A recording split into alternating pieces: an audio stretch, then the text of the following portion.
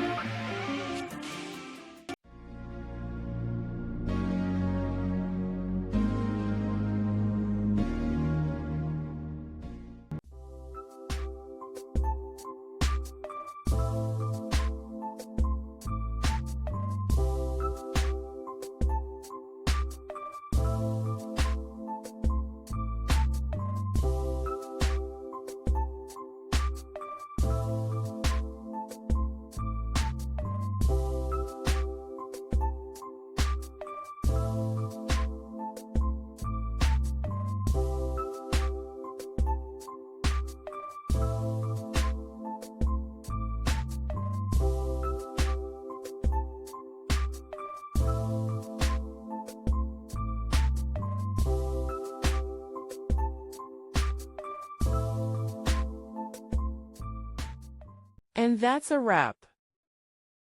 I hope you found the answer you were looking for. If you did, take a second to hit that subscribe button. It really helps out.